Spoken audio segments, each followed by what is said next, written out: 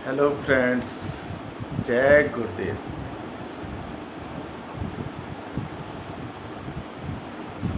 सबसे पहले भगवान का नाम लेंगे, 3 दफ़ा ओम का उच्चारण करेंगे। ओम का उच्चारण कैसे करना है?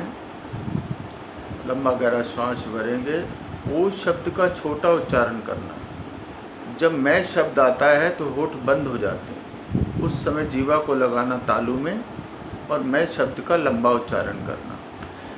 एक उच्चारण के बाद 5-10 सेकंड के लिए शांत हो जाना, फिर दूसरा उच्चारण करना, फिर शांत होना, फिर तीसरी दफ़ा करना, फिर शांत हो जाना। ऐसे रोक रुक के थोड़ा गैप डाल के ओम का उच्चारण करेंगे। तो शुरू करते हैं। लंबा गहरा श्वास भरेंगे।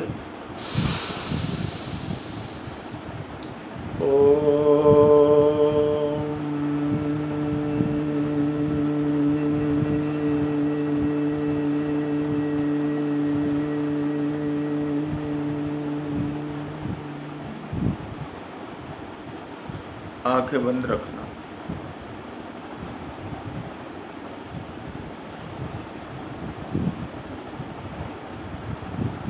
फिर से ओम।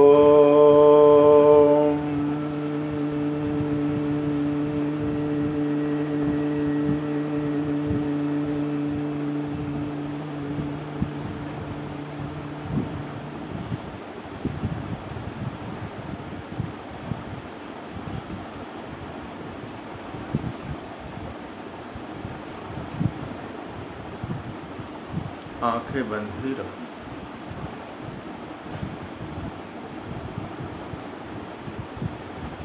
फिर से ओम।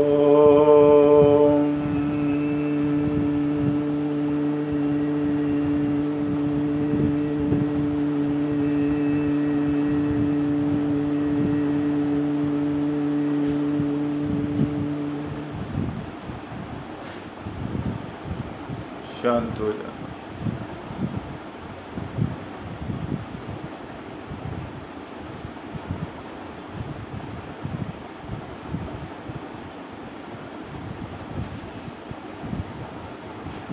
पत्नी अपने पति से बोली, सोचो कि मेरी शादी किसी और के साथ हो जाती तो। पति बोला, मैं औरों के बारे में बुरा नहीं सोच सकता। नहीं, मैं औरों के बारे में बुरा नहीं सोच सकता। देखो, ये जो अभी तुम प्रसन्न हुए, खुश हुए ना, हंसे थोड़ी देर के लिए, ये हंसने का जो वरदान है ना, एकमात्र भगवान ने इंसान को दिया है। किसी गधे को हंसते हुए नहीं देखा होगा आपने कभी। अगर किसी गधे को हंसते हुए देख लेना तो समझना कि ये अगले जन्म में मनुष्य बनने वाला है। और जिसने मनुष्य का जन्म पाकर हमेशा मुंह लटकाए रहता है, मुंह लटकाए बैठा रहता है, तो समझना कि ये अगले जन्म में गधा बनने वाला। सदैव प्रसन्न रहना, खुश रहना ईश्वर की सबसे बड़ी भक्ति है, सबसे बड़ी सेवा है। थोड़ी देर के लिए प्राणायाम करेंगे।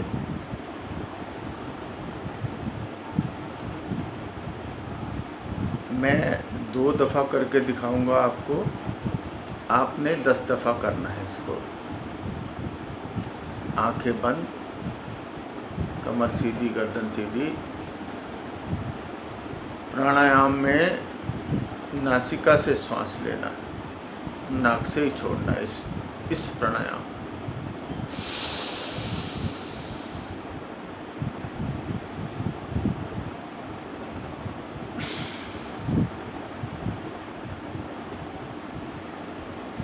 श्वास को लेना है, थोड़ी देर के लिए रोकना है और फिर छोड़ देना कुछ सेकंड के लिए। सांस को रोकना है अपनी सामर्थ्य के हिसाब से, जबरदस्ती नहीं करना। ऐसे ही फिर से करेंगे।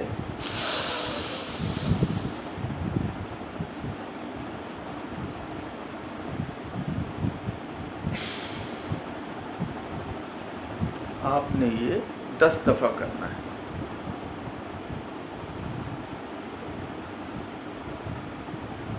अब जो प्राणायाम करेंगे, हम नासिका से श्वास भरेंगे, थोड़ी देर के लिए रोकेंगे और मुंह से बाहर कर देंगे।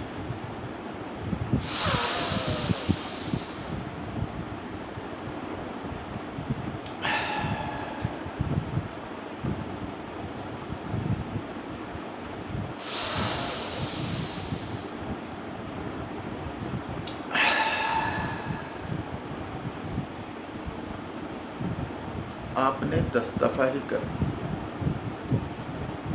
10 दफा करना। दोनों प्राणायाम 10 बारी करने हैं।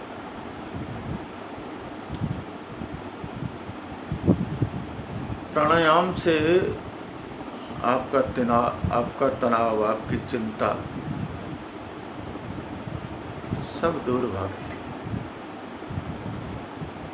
छोटा मोटा शरीर में कहीं दर्द होता है, वो भी दूर हो जाता है, एकदम तरोताजा हो जाते हो। अब हम ध्यान में रहेंगे।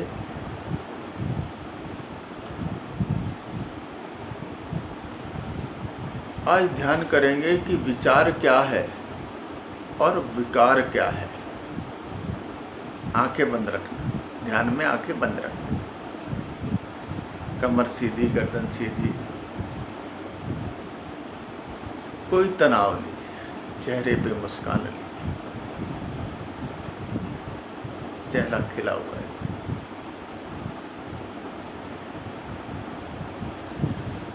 विचार करेंगे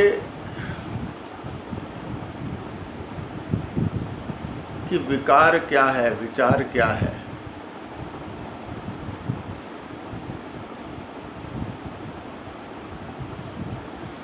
जो विचार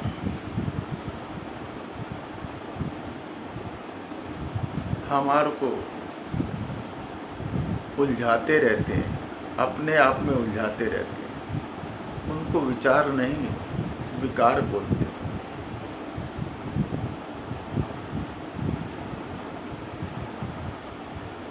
और जो विचार आपकी मन की उलझन को सुलझा देते हैं, उसे विचार कहते हैं।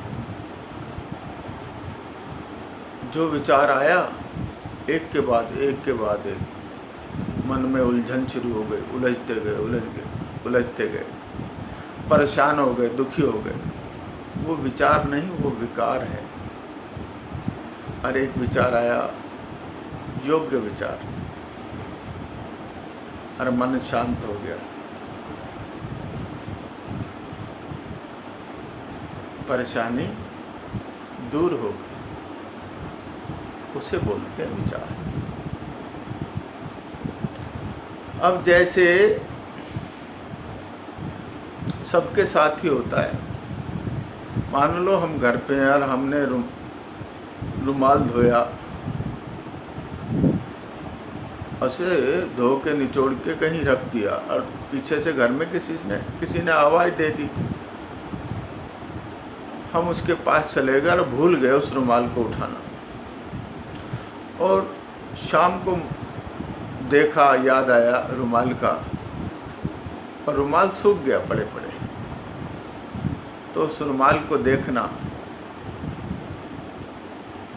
उसमें कितनी सलवटें होंगी, एक दूसरे को सलवटें काट रही होंगी, उल्टी सीधी, टेढ़ी मेढ़ी, और देखने में वो बहुत गंदा लगेगा। फिर उस रुमाल को आप प्रेस करना और एक मोड़ के क्रीज बनाना, फिर उसके ऊपर प्रेस चलाना और तय करके रखना। देखो उसमें कितनी सुंदरता आ जाती है, कितना रुमाल सुंदर लगने लगता है। जो क्रीज हमने बनाई प्रेस से, वो भी तो एक सलवट ही है, लेकिन वो कितना सुंदरता दे रही है रुमाल को।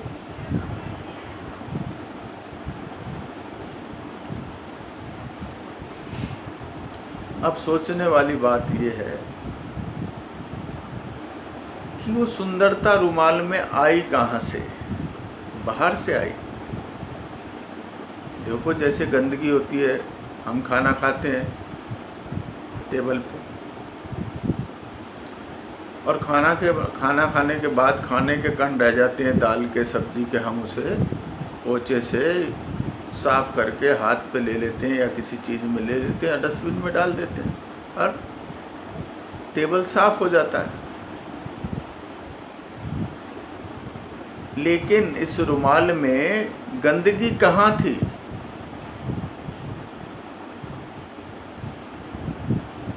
कहीं गंदगी बाहर तो नहीं आई, जैसे हमने डस्टबिन में गंदगी फेंकी। और सुंदरता कहाँ से आई?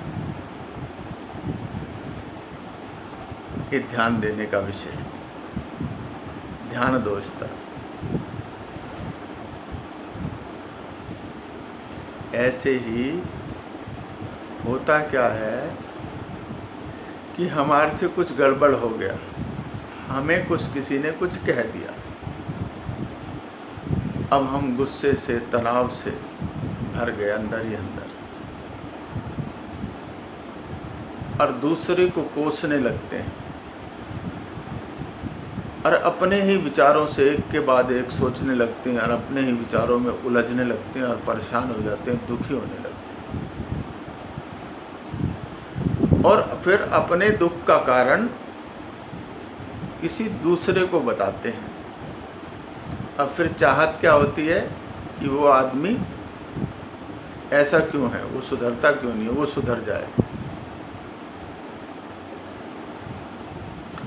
और ये हमारे साथ अक्सर होता रहता है, समाज में, घर में, ऑफिस में, सब होता रहता है। और हम अपने दुख का कारण दूसरों को मानते हैं, फिर सोचते हैं कि दूसरे सुधर जाएं या हम सुधार दें या किसी तरह सुधर जाएं, दूसरे समझें, दूसरे को समझाना चाहते हैं। और ये बहुत ही मुश्किल काम है। ये हो नहीं सकता कि दूसरे समझ जाएं। 10, 20, 100, 50 आदमियों को समझाना बहुत मुश्किल है, सुधारना बहुत मुश्किल है, लेकिन अपने आप को सुधारना, अपने आप को समझाना, एक ही आदमी है ना हम, बड़ा आसान है। तो आसान का काम ही तो करना है हमें अब ये चिंतन करना है कि जब किसी ने हमें कुछ कहा, हमारे से कुछ गड़बड़ हो गया और किसी ने कुछ कहा, हम तनाव से, गुस्से से भर जाते हैं। अब चिंतन करना, एक के बाद एक विचार आता है, दूसरों के बारे में, दूसरे को बुरा कहते हैं अंदर ही अंदर, या किसी एक व्यक्ति को बुरा कहते हैं जिसके साथ हुई या जिसने ये कहा हमारे को। अब उसके बारे में बुरा सोचने की बजाय चिंतन करना, अपने बारे में, अपने को समझाने का विचार करना कि मेरे अंदर कमी कहाँ है,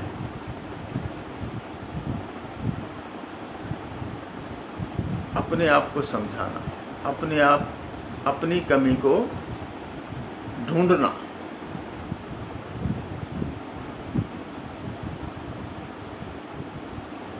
कि कहीं मेरे अंदर आलस्य तो नहीं है, कहीं मेरे अंदर बहुत गुस्सा तो नहीं है,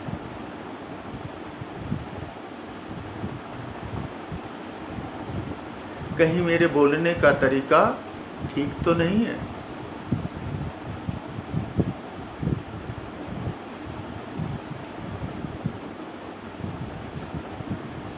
जो मैं बोलता हूँ वो अच्छे तरीके से बोलता हूँ कि नहीं, ये सोचना।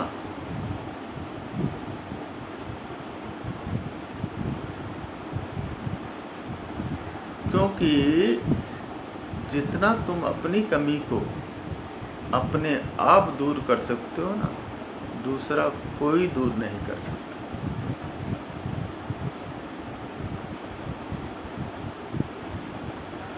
और इस चिंतन में, इस सोच में लग जाना, और इसका सबसे बड़ा उपाय क्या है, जो हमेशा आपने याद रखना, हमेशा पकड़ के रखना,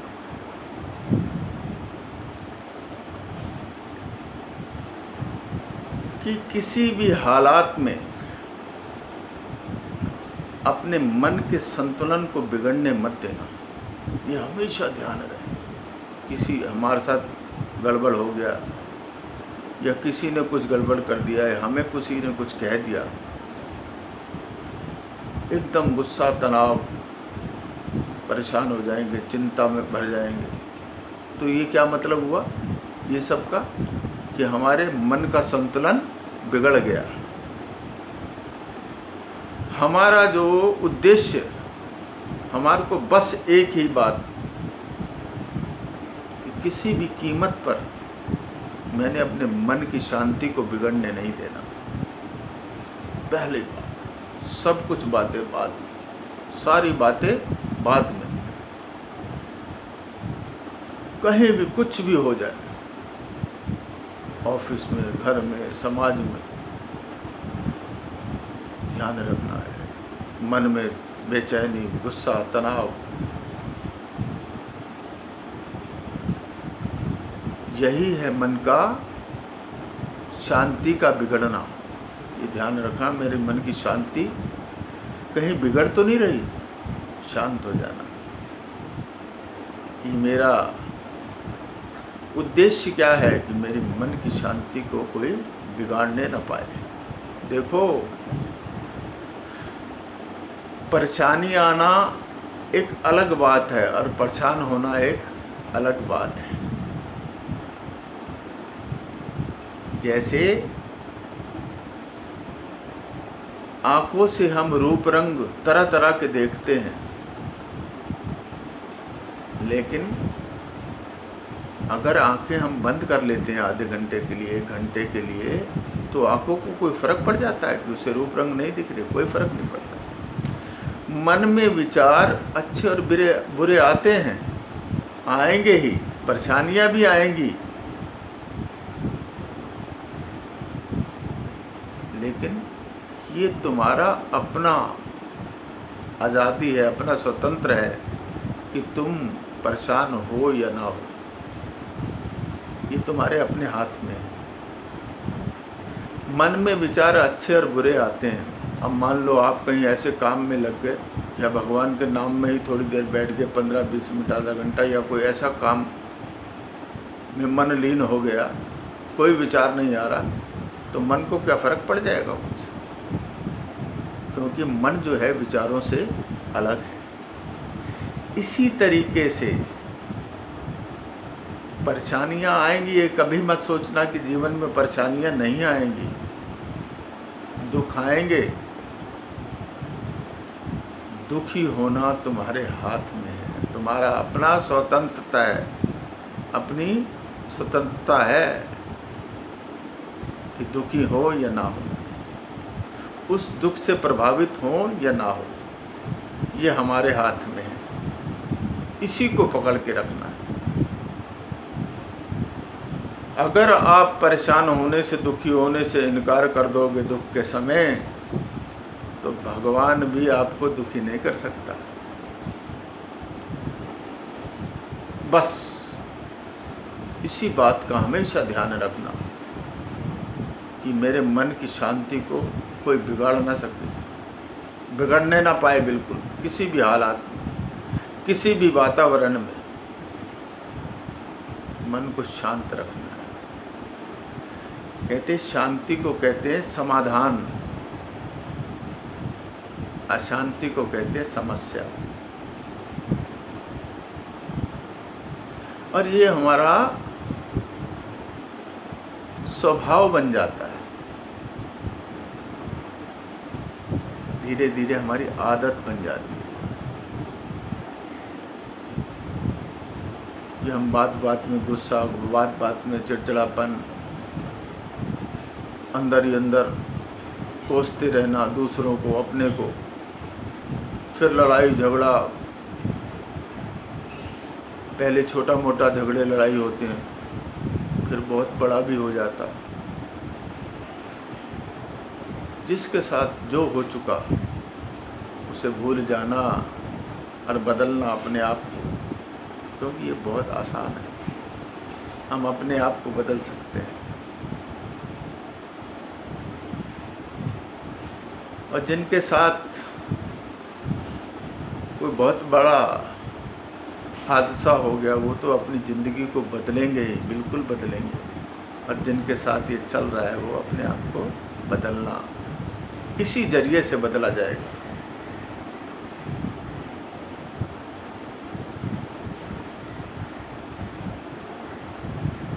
कि किसी भी कीमत पर अपने मन की शांति को बिगड़ने नहीं देना। जैसे हमारे से गलती हो जाती है तो हम अपने आप को माफ़ कर देते हैं, जल्दी भूल जाते हैं अपनी गलती। लेकिन दूसरे से गलती होती है तो उसे कभी नहीं माफ़ करते, बहुत देर तक याद रखते हैं। यही तो विचार है, एक योग्य विचार है। देखो मेरे से गलती हुई तो मैंने अपने आप को तो माफ़ किया, भूला। इसी तरह मैं दूसरे की गलती को भी माफ़ कर दूँ, भूल जाऊँ, उससे भी तो गलती हो सकती है। और अपने मन को शांत कर लेना, वो भी तो मेरी तरह इंसान है।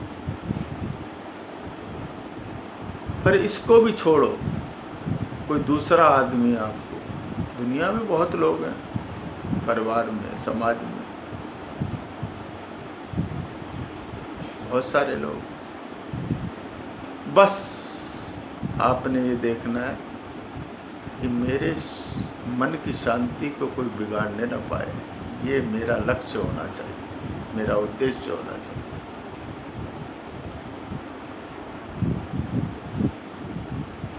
देखना तुम बदलोगे। जब हम दुनिया को बदलने में लगे हुए तो परेशान ही परेशान, दुखी और दुखी ही रहते थे। जब हमने अपने आप को सुधार लिया, अपने आप को बदल दिया, तो घर के भी बदलेंगे, बाहर के भी बदलेंगे, सारी दुनिया बदलेगी।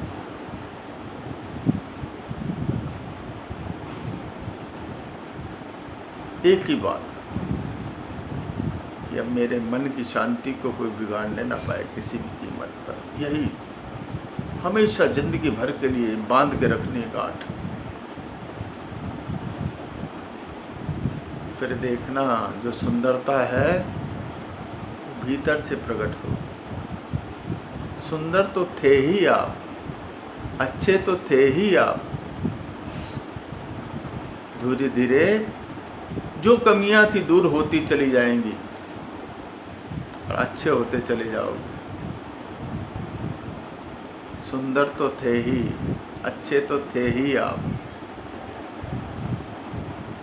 कहीं बाहर से अच्छाई नहीं आई, भीतर ही से ही अच्छे थे। वो अच्छाई भीतर से ही प्रकट हुई।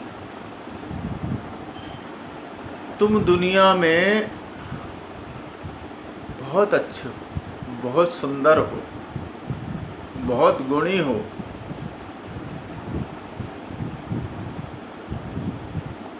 कभी अपने आप को बुरा मत कहना, बुरा मत समझना। अपने आप को कोसना नहीं, कभी अपने आप को दीनहीन, हताश, निराश न समझना।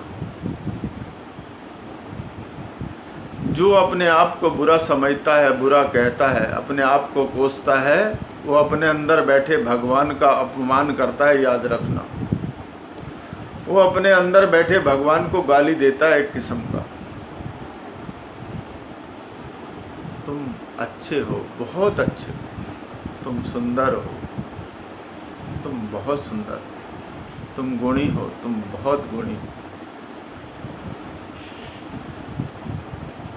इसलिए कभी भी अपने आप को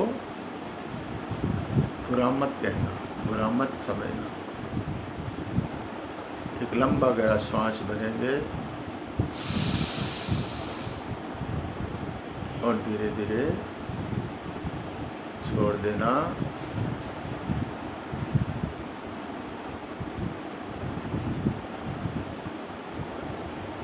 इस समय अपने आप को देखना, अपने मन की स्थिति को देखना, कितना मन शांत है, खुश है, कितना सुखी है मन।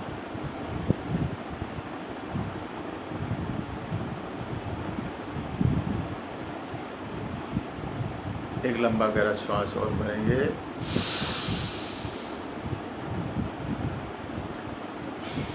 धीरे धीरे से छोड़ना और आंखें खोल सकते हैं। बोलो ओम ओम।